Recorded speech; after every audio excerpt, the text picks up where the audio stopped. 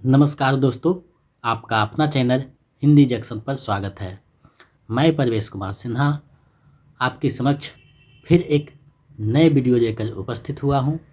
अगर आप नए हैं तो चैनल को सब्सक्राइब कर दें और दोस्तों में शेयर करना ना भूलें। दोस्तों, आप जब हमें सहयोग करते हैं, चैनल को सब्सक्राइब और शेयर करते हैं तो हमें प्रोत्साहन मिलता है, तो हम दुगने उत्साह के साथ आपके समक्ष उपस्थित होते हैं। तो आज का जो टॉपिक है वो बीपीएससी पीजीटी +2 हिंदी के सिलेबस के अनुसार हिंदी भाषा का उद्भव और विकास है। बार बार आप लोगों से ये कमेंट आ रहा था कि पीजीटी और टीजी का सिलेबस दीजिए, तो बीपीएससी के द्वारा पीजीटी और टी का कोई भी सिलेबस जारी नहीं किया गया है।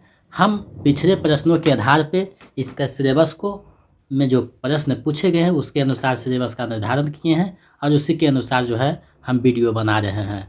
तो आप दोबारा कमेंट करके सिलेबस की मांग ना करें, क्योंकि आपके पास प्रश्न है, उसी से आप अंदाज़ा लगा लीजिए कि क्या क्या हमको पढ़ना है। तो इस वीडियो में हम हिंदी भाषा का उद्भव और विकास देखेंगे, यानी हिंदी का विकास कैसे हुआ, कैसे कैसे गुजर के हिंदी का जन्म हुआ या उदय हुआ। तो इस वीडियो में हम वही देखेंगे। तो बिना देर किए हुए चलिए हम लोग आज के टॉपिक की तरफ बढ़ते हैं। दोस्तों, आप देख पा रहे हैं हिंदी का उद्भव और विकास यहाँ जो है मेन टॉपिक है। तो हम लोग इसी से संबंधित जो है उसको जानेंगे। तो आइए आज हम लोग हिंदी भाषा के उद्भव और विकास के बारे में पढ़ेंगे और समझेंगे। हिंदी भाषा के उद्भव एवं विकास के चरण निम्नांकित हैं। हिंदी भाषा के उद्भव और विकास के चरण जो है निम्नांकित हैं। अब हम लोग उसके चरणों को देखेंगे कि किस तरीक़ा से हिंदी भाषा का उद्भव और विकास हुआ। तो देखिए, एक यहाँ ग्राफ बनाया हुआ है जिसमें सबसे पहले संस्कृत भाषा है। संस्कृत भाषा से जो निकला है वो पाली भाषा का उदय हुआ। पाली भाषा से आगे चलकर जो है प्राकृत भाषा का जन्म हुआ। प्राकृत भाषा से जब आगे बढ़ते हैं तो अपभ्रंश का जन्म हुआ, और अपभ्रंश भाषा से जब आगे बढ़ते हैं तो अवहट का जन्म हुआ, और अवहट भाषा से आगे बढ़ते हैं तो पुरानी हिंदी या हिंदी का उदय होता है। तो आप लोग देख रहे हैं इस डायग्राम से, हमको लगता है कि आपको समझ में आ रहा होगा कि सबसे पहले जो है यहाँ की भाषा जो है संस्कृत थी। उसके बाद जो है कुछ समय बीतने के बाद यहाँ जो है बुद्ध भगवान का अवतार होता है तो पाली भाषा हो जाता है। उसके बाद जब और आगे बढ़ते हैं बुद्ध भगवान से तो प्राकृत भाषा बन जाता है। उसके बाद जो है अपभ्रंश भाषा होता है, और आगे चलकर जब विद्यापति से रचना करते हैं तो अवहट भाषा में करते हैं, और अवहट भाषा से ही हिंदी का विकास होता है। तो आप लोग जो ये जो है छोटा सा डायग्राम है, इसके माध्यम से आप लोगों को जो है समझ रहे होंगे कि किस तरीक़ा से हिंदी का विकास हुआ है। अब हम लोग जो है बारी बारी से समझेंगे कि किस भाषा में किसकी प्रसिद्धि थी, क्या बात थी उस भाषा में। तो सबसे पहले संस्कृत भाषा थी। तो संस्कृत भाषा के बारे में पढ़ेंगे कि चारों वेद एवं उपनिषदों आदि की रचना इसी भाषा में हुआ। यहाँ क्लियर हो गया कि चारों वेदों एवं उपनिषदों आदि की रचना संस्कृत भाषा में ही हुआ। ऋग्वेद संस्कृत का प्राचीनतम रूप है। यहाँ देखिए स्पष्ट हो गया कि ऋग्वेद जो है संस्कृत भाषा का प्राचीनतम रूप है। अब जो है हम लोग संस्कृत भाषा देख रही हैं, तो संस्कृत भाषा से आगे चलकर जो है पाली भाषा का उदय होता है। यहाँ पे देख रहे हैं, तो पाली भाषा को हम लोग देखते हैं। तो पर्री से पाली शब्द का व्युत्पत्ति हुई है। पर्री का अर्थ है ग्राम, इस प्रकार पाली का अर्थ होगा ग्रामीण भाषा। कुछ विद्वान पर्री को प्राकृत का तद्भव रूप मानते हैं। उनके अनुसार प्राकृत से पहले पायल तथा अंत में पाली हुआ। सब विद्वान का अपना अपना मत है। पाली शब्द की व्युत्पत्ति जो है पाटिल यानी पाटलिपुत्र से भी मानी जाती है। इस संदर्भ में पाली का अर्थ हुआ मगध की भाषा। देखिए, कुछ विद्वान जो है पाली भाषा को उदय पाटलिपुत्र से भी मानते हैं कि यहीं से हुआ। आगे देखिए, पाली शब्द का एक संबंध पंक्ति से माना गया है।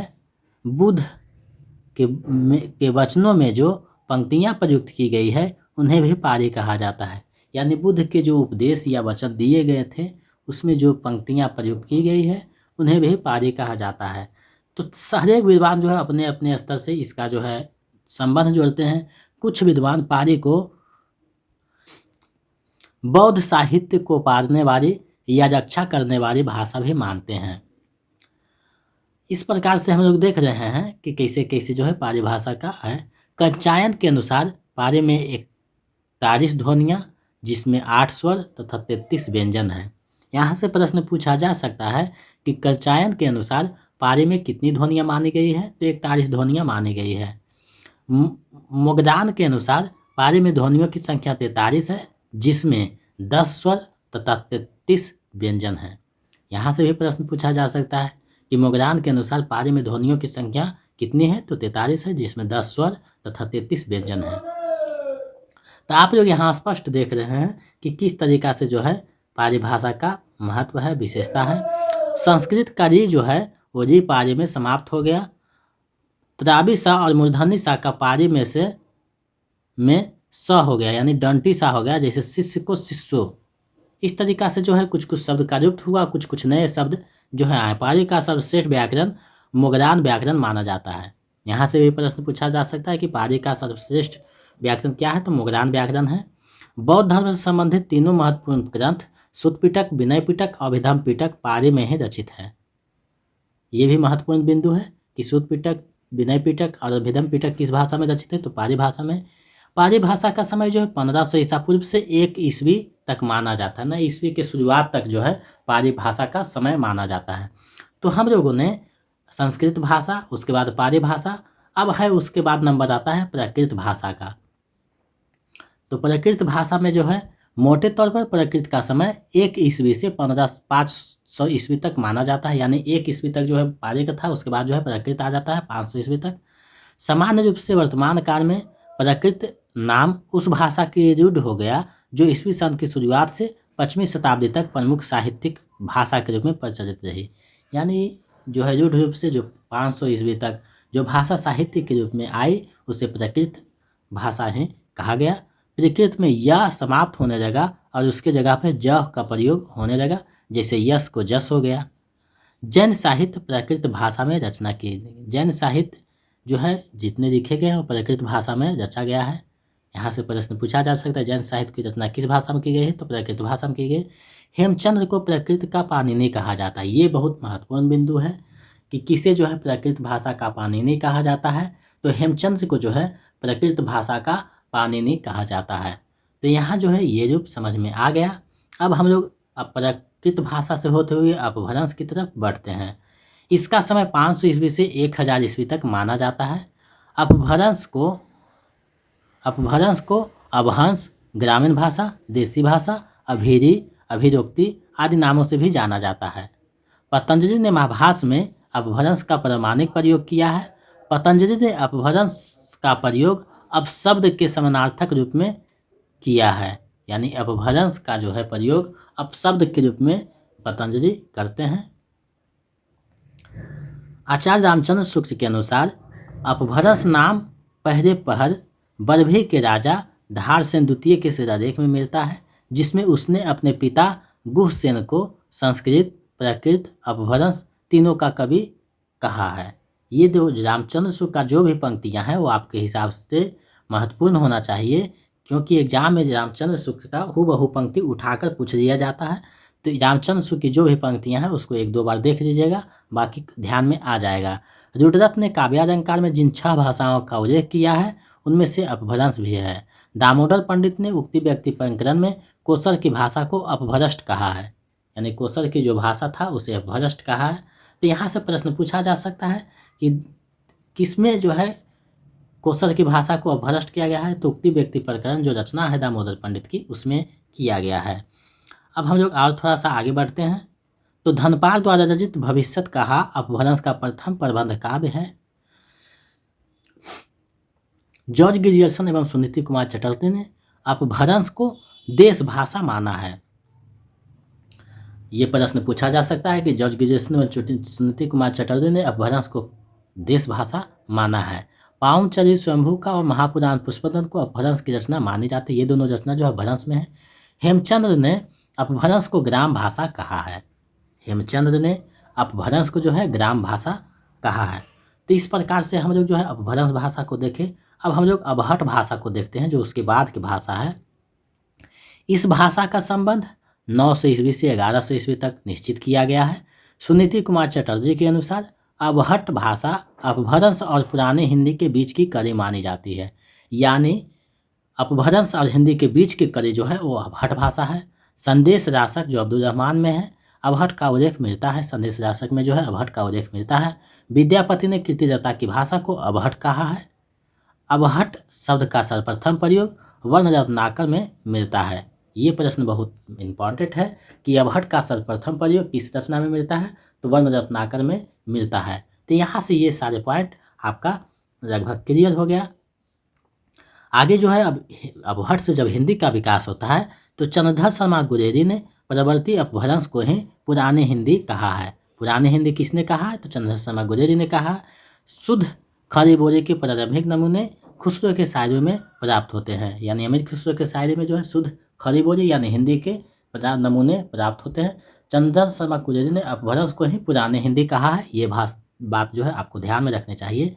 तो सबसे महत्वपूर्ण बिंदु यहाँ आपका ये था, ये जो संस्कृत से भाषा का विकास हुआ है, संस्कृत से पाली, पाली से प्राकृत, प्राकृत से अपभ्रंश, अपभ्रंश से अबहट, अबहट से हिंदी, ये जो है आपको दिमाग में नोट करना बहुत ज़रूरी हो जाता है, क्योंकि ये आपके हिसाब से एग्जाम में पूछा जा सकता है कि हिंदी की पूर्व अवस्था क्या है, तो अबहट है। अबहट की पूर्व अवस्था क्या है, अपभ्रंश है। अपभ्रंश की पूर्व अवस्था क्या है, तो प्राकृत है। प्राकृत के बाद की अवस्था क्या है, तो अपभ्रंश है।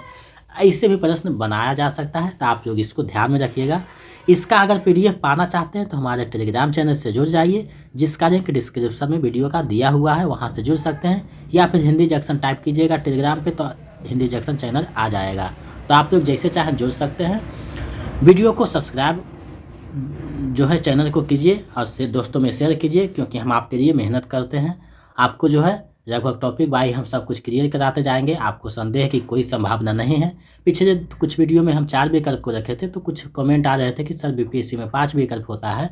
तो अब हम जो है BPSC के अनुसार ही विकल्पों का चयन किया है। तो अब हम लोग जो है इससे संबंधित जो MCQ बनते हैं महत्वपूर्ण, जो पिछले एग्जाम में पूछे जा चुके हैं, नेट और BPSC दोनों का जो क्वेश्चन है उसको हमने समाहित करके प्रीवियस क्वेश्चन को यहाँ समाहित किया है, ताकि आपको एग्जाम में कहीं से भी प्रश्न पूछे तो आप जो है पीछे नहीं हटें। आपका जो तैयारी है हम नेट लेवल के कर रहे हैं, तो आपको डरने की कोई बात नहीं है। अगर जो बच्चे नेट का तैयारी कर रहे हैं तो उनको भी यहाँ जो है बहुत हेल्प मिलेगा। तो आप लोग इसको अच्छे से देखिए। तो हम लोग देखिए आगे बढ़ते हैं अब MCQ की तरफ। देख रहे हैं पहला प्रश्न है, हिंदी भाषा के विकास का सही अनुक्रम कौन सा है। हिंदी भाषा के विकास का सही अनुक्रम कौन सा है। आपके पास BPSC के जैसा 5 विकल्प दिया गया है, सही विकल्प का चयन करना है। हिंदी भाषा के विकास का सही अनुक्रम कौन सा है, ऊपर हम लोग इसको पढ़े भी हैं, तो आप लोग हमें ये आशा है कि आप लोग सही इसका जवाब दीजिएगा। आपके पास 5 विकल्प है, सही विकल्प का चयन करना है। तो इसका जो सही आंसर है विकल्प का हो जाएगा, जिसमें सबसे प्रथम भाषा पाली है, पाली के बाद प्राकृत आता है, प्राकृत के बाद अपभ्रंश, अपभ्रंश के बाद हिंदी, यानी पाली से प्राकृत बनता है, प्राकृत से अपभ्रंश, अपभ्रंश से हिंदी का विकास होता है। तो इसका सही विकल्प ए हो जाएगा। अब हम लोग दूसरे प्रश्न को देखते हैं।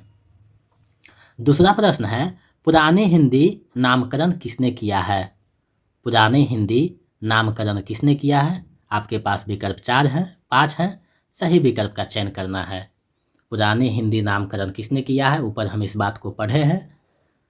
विकल्प आपके पास 5 है, सही विकल्प का चयन करना है। तो इसका जो सही आंसर है विकल्प ग हो जाएगा, चंद्रधर शर्मा गुरेरी जी। चलिए नेक्स्ट प्रश्न देखते हैं। तीसरा प्रश्न है, भरत मुनि ने अपभ्रंश को क्या नाम दिया है।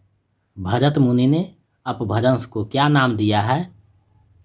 आपको जो है ये प्रश्न देखना है। ये प्रश्न पिछले नेट के एग्जाम में पूछा जा चुका है। तो इसका जो है आप लोग सही से जवाब दीजिए, सोच समझ कर जवाब दीजिएगा। तो इसका जो सही आंसर है विकल्प ग हो जाएगा, देश भाषा कहा है। चलिए अगले प्रश्न की तरफ बढ़ते हैं। चौथा प्रश्न है, अपभ्रंश की उत्तरकालीन अवस्था कौन सा है। अपभ्रंश की उत्तरकालीन अवस्था कौन सा है, यानी अपभ्रंश भाषा की बाद की अवस्था कौन सा है? आपके पास 5 विकल्प दिए गए हैं, सही विकल्प का चयन करना है। तो इसका जो सही आंसर है विकल्प ग हो जाएगा। अवहट जो है अपभ्रंश की बाद की अवस्था है। चलिए नेक्स्ट प्रश्न देखते हैं। 5वां प्रश्न है, दोहा या दूहा किस भाषा का लोकप्रिय छंद रहा है? दोहा या दूहा किस भाषा का लोकप्रिय छंद रहा है? आपके पास 5 विकल्प है, सही विकल्प का चयन कीजिए।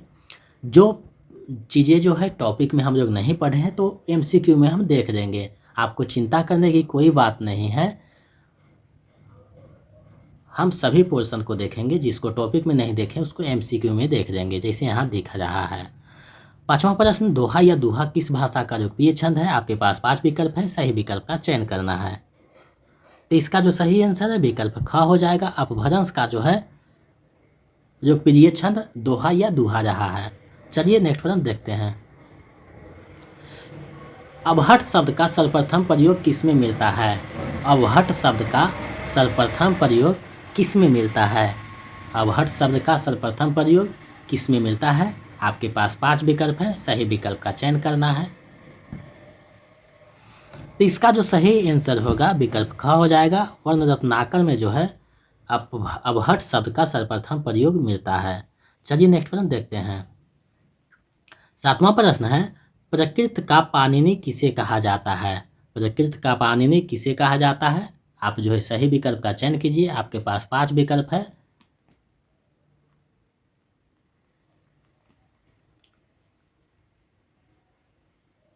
तो इसका जो सही आंसर है विकल्प अंगा हो जाएगा, अणा हो जाएगा। उपयुक्त में से कोई नहीं, क्योंकि प्रकृत का पाणिनि हेमचंद्र को कहा जाता है, जो विकल्प में नहीं है। BPSC जो है इसी तरीका से प्रश्नों को फंसाता है, तो आप लोग इसको जो है आदत अभी से ही बना दें, क्योंकि इस बार हो सकता है नेगेटिव मार्किंग हो।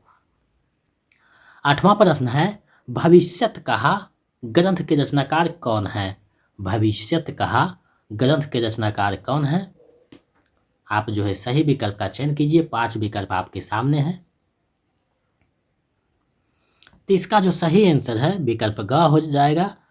धनपाल जो है भविष्यत कहा ग्रंथ के रचनाकार हैं। आगे हम लोग बढ़ते हैं नेक्स्ट प्रश्न की ओर। 9वां प्रश्न है, विकास की दृष्टि से प्रकृति की पूर्वकालीन अवस्था क्या है? विकास की दृष्टि से प्रकृति की पूर्वकालीन अवस्था क्या है? आपको बताना है। 5 विकल्प आपके सामने है, सही विकल्प का चयन करना है। तो इसका जो सही आंसर है विकल्प ख हो जाएगा। पाली भाषा जो है विकास की दृष्टि से प्रकृति की पूर्वकालीन अवस्था है, यानी प्रकृति से पहले पाली रहता है, पाली से ही प्रकृति का विकास होता है। तो इस विकल्प ख सही हो जाएगा। चलिए इस वीडियो का अंतिम और 10वां प्रश्न देखते हैं। 10वां प्रश्न है, अपभ्रंश को और किस नाम से जाना जाता है? अपभ्रंश को और किस नाम से जाना जाता है? आपके पास 5 विकल्प है, सही विकल्प का चयन कीजिए। अपभ्रंश को और किस नाम से जाना जाता है? तो इसका सही आंसर विकल्प घ हो जाएगा। उपयुक्त में से एक से अधिक, यानी देसी भाषा से नाम से भी जाना जाता है, ग्रामीण भाषा के भी नाम से जाना जाता है और ग्राम भाषा के नाम से भी जाना जाता है। तो इस प्रकार हम लोगों ने आज हिंदी भाषा का उद्भव और विकास से संबंधित MCQ को देखा, महत्वपूर्ण बिंदुओं को देखा और विकास के चरणों को देखा। तो हमें लगता है ये वीडियो आपकी तैयारी में महत्वपूर्ण भूमिका निभाएगा। लेकिन ये जो डायग्राम है इसको आप लोग अच्छे से देख लीजिएगा। इसका PDF जो है टेलीग्राम चैनल पे दे दिया जाएगा। आप लोग वहाँ से जुड़कर इस PDF को प्राप्त कर लें। और आप सभी के द्वारा मोबाइल नंबर मांगा जा रहा था, तो आज जो है आप लोगों को मोबाइल नंबर प्रोवाइड कर दिया जाएगा और व्हाट्सएप उस नंबर पे आप लोग कॉल कर सकते हैं और व्हाट्सएप करके अपनी समस्या हमें कह सकते हैं, हम उसका कोशिश करेंगे समस्या का समाधान हो। तो आप लोग जो है इसका रिवीजन करते रहिएगा और 1-2 बार देख लीजिएगा, तो आप हमें लगता है कि इसका जो है आप लोग बहुत अच्छे से तैयारी कर लीजिएगा। तो आप लोगों को चिंता करने की कोई बात नहीं, हम लोग अब जल्दी जो है टॉपिक वाइज रिवीजन करेंगे और MCQ को करते जाएंगे। तो आप लोग ऐसे ही सहयोग बनाए रखें।